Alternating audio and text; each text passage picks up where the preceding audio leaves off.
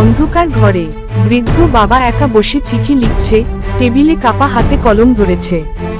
আমার ছেলে, জানি তুমি খুব ব্যস্ত, তাই হয়তো অনেকদিন হলো আমার সাথে তোমার দেখা হয়নি। ছেলে অফিস থেকে বের হচ্ছে, হাতে মোবাইল, বন্ধুর সাথে হাসছে। তুমি হয়তো ভাবছো আমি ভালো আছি, কিন্তু আসলে আমার ভেতরটা খুব একা। বৃদ্ধাশ্রমে বাবা চিঠি ভাঁজ করে রাখছে, চোখে পানি। একটা সময় ছিল যখন তুমি ছোট ছিলে, আমি সারা রাত জেগে তোমাকে আগলে রেখেছি।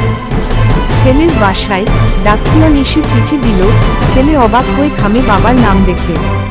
হয়তো এই দেখাই শেষ দেখা, তাই বলছি আমার কোনো অভাব নেই, শুধু তোমার একটু সময় চাই। হাসপাতালের বেডে ছেলে দৌড়ে এসে বাবার হাত ধরে কান্না করছে। বাবা মৃদু হাসি দিয়ে চোখ বন্ধ করছে।